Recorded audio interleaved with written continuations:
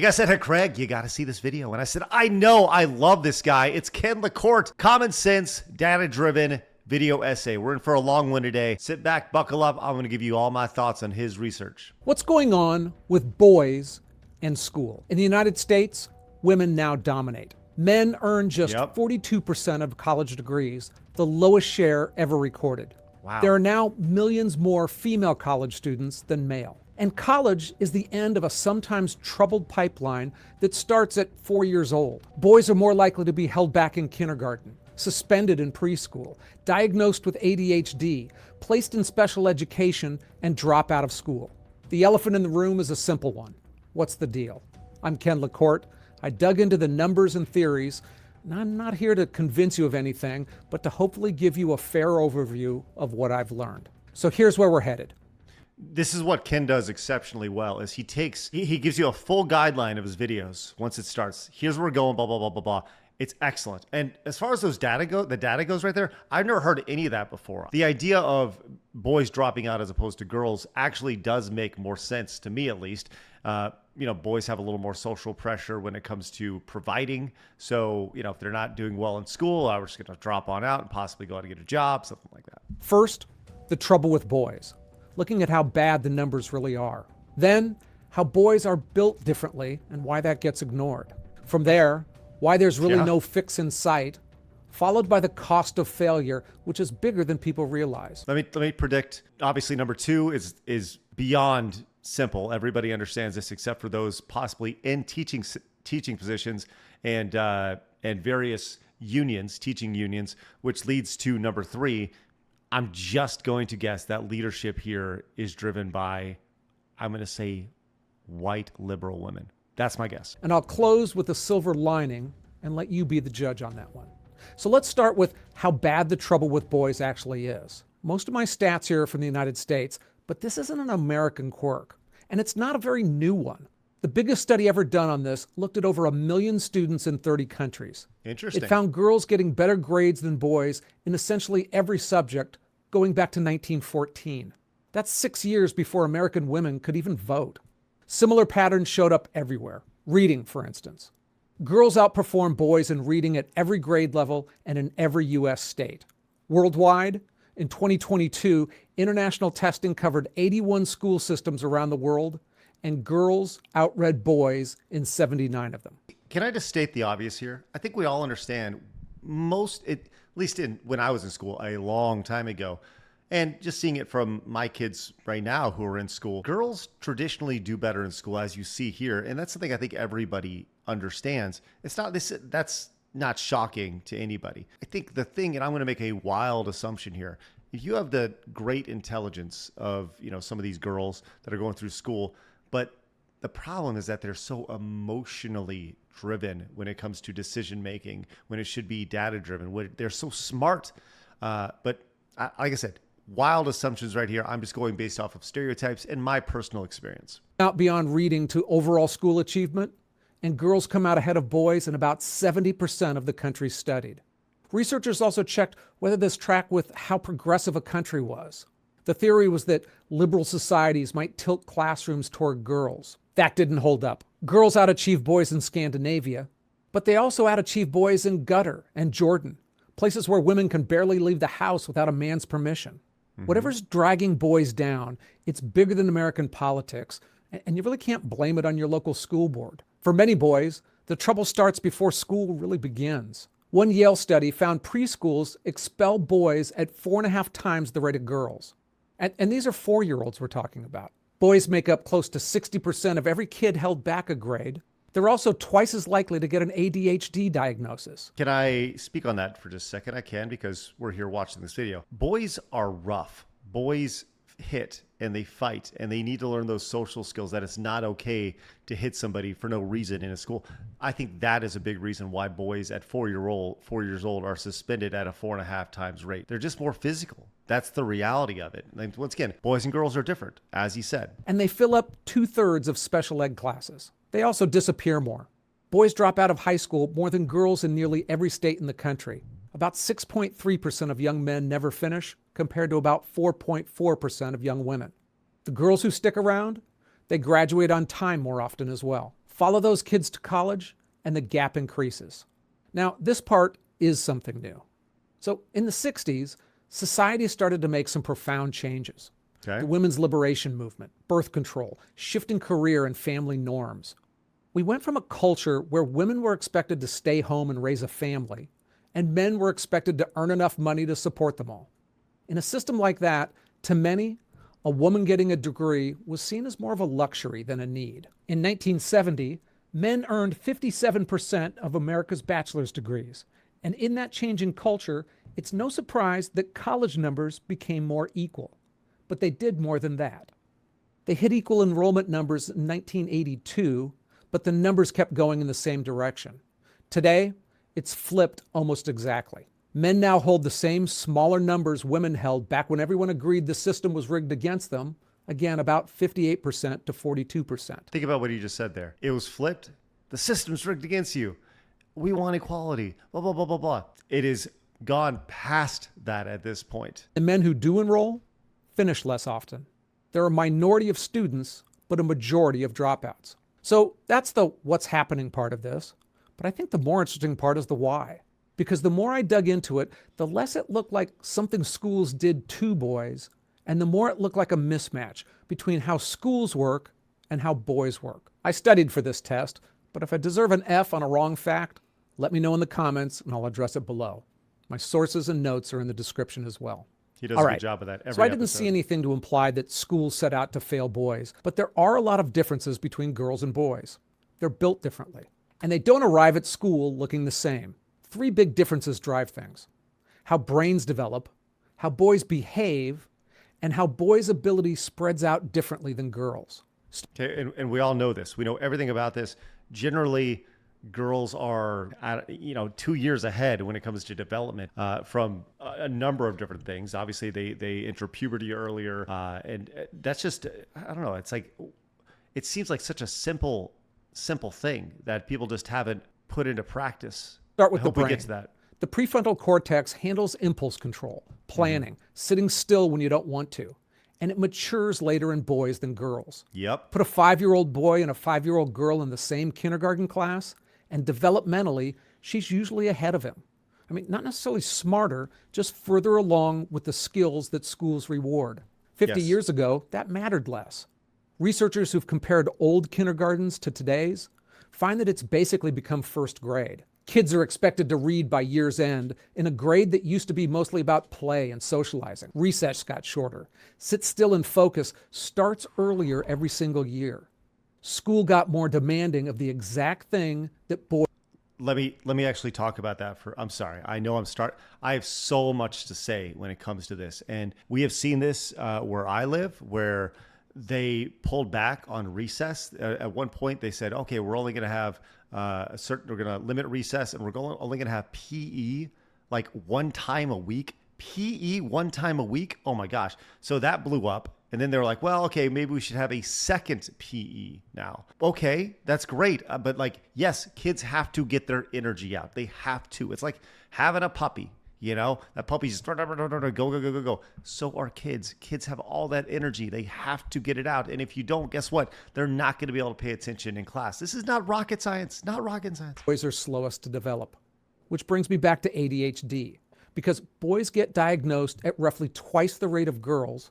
And, I wondered how much of that is a real disorder and how much of that is a 5-year-old boy getting graded against both girls and a 6-year-old standard. Harvard researchers studied over 400,000 kids and found the youngest ones in a class, the ones born right before the cutoff, were about a third more likely to get an ADHD diagnosis than their oldest classmates. The only difference was a few months of age. That hurts my heart to hear that, because it's just these kids, they just have energy. Like if they just go out and they were to play instead of just focusing on schoolwork, look, I get it. At a certain point, you got to do that. But if you're in kindergarten, you should be learning basic stuff, how to be in school, how to get that energy out. Even as you go through elementary school, let these kids just play.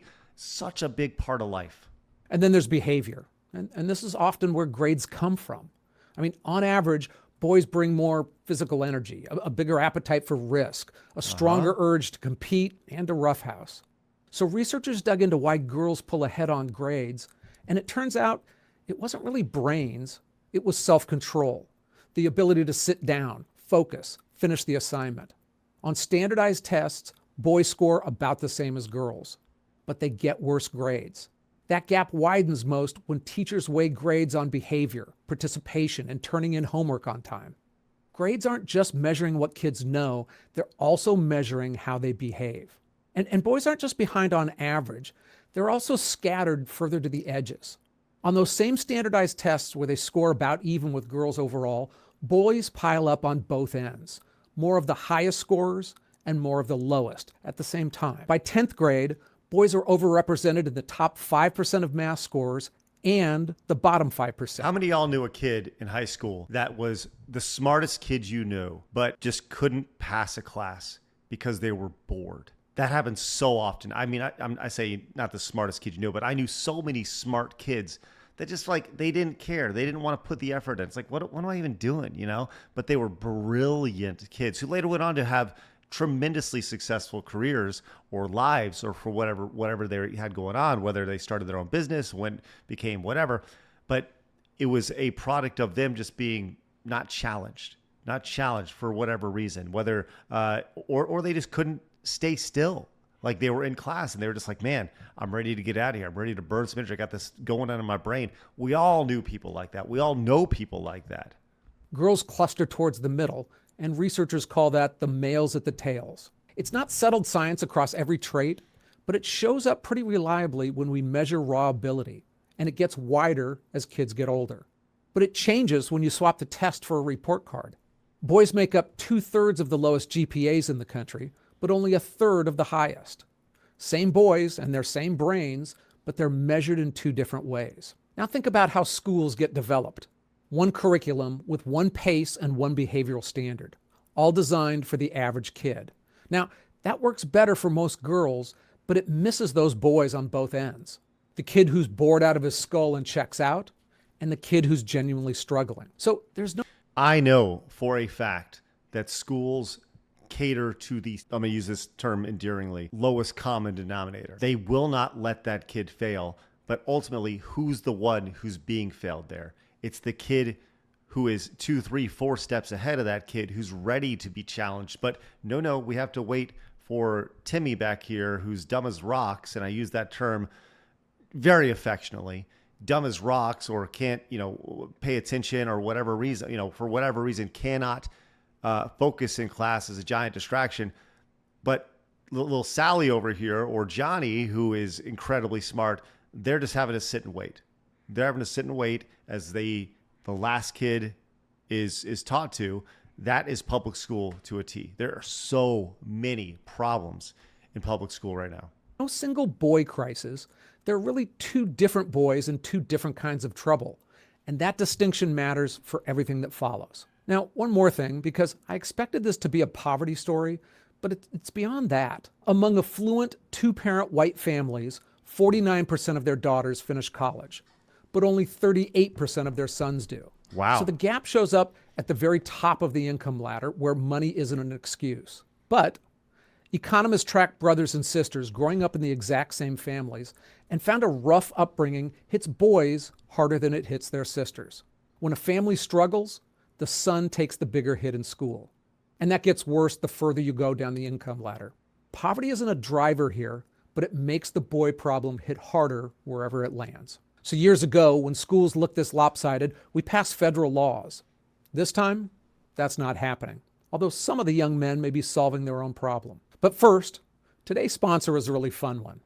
It's a book, but it's not just a book. Well, it's more like a book that a wizard in Middle-earth as we might go, have but on his table. there's so much that as I have encountered bringing my kids through school, being a part of the education system, so many giant glaring holes and things that have changed so dramatically since I was in school. The idea of punishment now, non-existent. You have there was an instance where I believe this is a state of Texas law, which is the dumbest thing. I'm so unbelievably upset about this. If you're in elementary school and you get in trouble, I had to walk laps or I had to sit out. Can't do that now, right? Now that's corporal punishment, or there's some sort of rule against that to where something silly like that. How are you ever supposed to teach any amount of discipline and accountability if there are zero actions that take place when you mess up?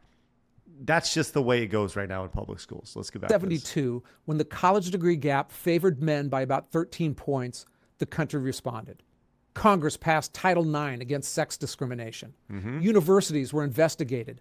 A decades-long national effort pushed girls into classrooms, sports, and STEM programs. And it worked spectacularly well. But now that gap is even larger in the opposite direction, and there's really no fix in sight. No new laws, no blue ribbon commissions, really no national effort of any kind. I mean, why not? Now, there have been We all know why not. I hope he gets to it, and if he doesn't, I will tell you why not. some experiments, starting with who's standing at the front of the room. Almost 90% of elementary school teachers are women. And a lot of boys, they go from kindergarten through 6th grade without ever having a single male teacher. Heck, many of them go back home to a house with no father in it either. Yeah. And the absence of men stacks up throughout the day. The obvious fix seems simple. Get more male teachers in classrooms. Give boys someone who used to be a boy himself. It's a reasonable theory, but the evidence doesn't really back it up. A national analysis found no sign that boys actually perform better or behave better with a male teacher. Did you have any male teachers growing up? I had one in elementary school. And I don't think I ever really related. Actually, I thought it was kind of weird because I just grew up with a bunch of female teachers, right? Through 1st through 4th grade. So when I got to 5th grade, I had a male teacher. It was like, it's kind of odd. What about you? Britain, they tested out targeted education styles. A 4-year project across dozens of schools tried various boy-friendly teaching methods, and they couldn't make the case for that either. The techniques that engaged boys, they turned out to be the same techniques that engaged girls. Another idea is to start boys in school a year later, letting them mature before the demands kick in. It's the idea behind Richard Reeves' book of Boys and Men, and some parents, they already do it on their own. But the research here, it's also kind of thin. I mean, economists who've studied it, they found that the benefits were small and they tended to fade, but the cost and an extra year of childcare and a later start to working in life were real. Anecdotally, though, I've seen that sometimes have some good effects. I really found only one place where the system tilts towards boys, and it's not what I expected. At some selective colleges, so many women apply that admissions offices, they put their thumb on the scale for men just to keep the campuses from tipping too much female. At Brown, male applicants get a roughly 39% better shot. The University of Chicago, about 30%. A former Brandeis admissions officer flat out admitted they had lower standards for men. But that's in a small number of selective schools, really propping up young men who are already near the top. And I believe that a big part of the reason we don't see a larger outcry over this is all about timing. I mean, a lot of politicians and a lot of regular people, they're still fighting yesterday's war. For decades, we repeatedly heard the same message. Help girls. Help them in school. Help them get into college. That message worked so well that it became background noise and the kind of thing that everyone just assumes is still needed. Except that battle's largely over and girls won. So data reflects that. As he pointed out in his video, was 58% to 42% in colleges right now? Doesn't seem very balanced or fair in that instance, especially like if you have to prop boys up. Like I said, I hate that. They're like, oh, well, they got a 30% better chance. Why? There should be one bar. I'm consistent on this. There's one bar. If you could cross that bar, you are eligible. If not, then you're not. I don't care if you're boy, girl, whatever. If you are there, you're there. I hate the idea that that's just as bad as any sort of affirmative action or DEI. Like, it doesn't make any sense to me that we would give favors to boys or girls or anybody based off that. Just that sucks to me. I wish that wasn't the case. The second you suggest boys might need help now, it doesn't sound to many like fixing a new problem. It sounds like undoing an old victory. Well, because once again, the boys are the problem according to society. White males are the problem. We've seen this villainized over the last decade or so, and it's just amazing to see that. Why would you want to help somebody that's the problem here? That's their thought process. That's a harder sell. All right, So far, this has mostly been about grades and diplomas, but the cost of failure goes well beyond that. The classroom gap turns out to be a precursor for worse problems, because the boys who land at the bottom in school tend to become the men who land at the bottom later, in work, in marriage, and in some cases, whether they make it at all. School isn't the whole cause, of course, but it's the first place you see the troubles start. Start with work. There are lots of great trades and ways to make money without college, but having a 4-year degree roughly doubles your earnings. Now, in 10 years from now, I don't know about that. I'm telling you, with AI on the horizon, those trade schools, I'll tell you, I know a lot of dumb guys who make a lot of big money. There ain't no shame in that, man. They work in the trades and they are killing it right there. Once again, I know a guy who makes over $300,000 just as a plumber. Kills it. Helping toilets, unclogging toilets. You know, it's amazing. There ain't no shame in trade school. I love that. And that compounds into different wealth categories over a lifetime. And over the last few decades, men have been dropping out of the labor force in huge numbers. The ones who are not working and not looking. Don't you do it. Every one of them. Don't you blame it on video games, Ken LaCorte. Don't you do it. Has a high school education or less. Men with degrees, they kept working at roughly the same rates that they always did. I mean, a degree doesn't hand anyone a job, but the economy stopped rewarding unskilled work the way it used to. Then let's look at marriage. I mean, a lot of college-educated women marry those without a degree, but the men getting left out of marriage entirely are most often the men at the bottom of the schooling and the economic ladder. And all those factors can coalesce into the worst statistic here: suicide. Isn't it amazing? You see all these super strong feminist women who they want 666. They want the 6 feet, 6 figures, and the 6 inches. If you get what I'm saying, that's the one thing you hear all the time. And hey, that's a very rare thing to find, and that's the thing. So yeah, that actually, all of a sudden, most percentage of men become undesirable because they don't have those 3 things. 2023, over 30,000 American men over 25 took their own lives. And men without a bachelor's degree, they die by suicide at roughly twice the rate as men who have one. Now, let me be clear. I'm not talking about the average guy without a degree. I'm talking about the ones with the most troubles. College isn't some sort of a golden ticket, but the schooling gap is worth taking very seriously. That 5-year-old who's already falling behind, that's not a separate story from the man struggling at 40. It's the same kid who grew up. Now, this might sound all bad for boys, but there is a silver lining, at least for some of them. It shows up when you look at where the money actually is and who's walking away from college on purpose, and why skipping college isn't always the failure that some people assume it is. Start with the money. Men still dominate some of the highest paying fields out there, like engineering and computer science, where they earn more than 75% of the degrees. Women now hold the majority in biology, law, and medical school. Oh my gosh, that's scary. Some of these women can't tell you what a woman is. That's the scariest thing about that. In law and medical school, ooh. Men take the degrees that pay. That's certainly not true across the board.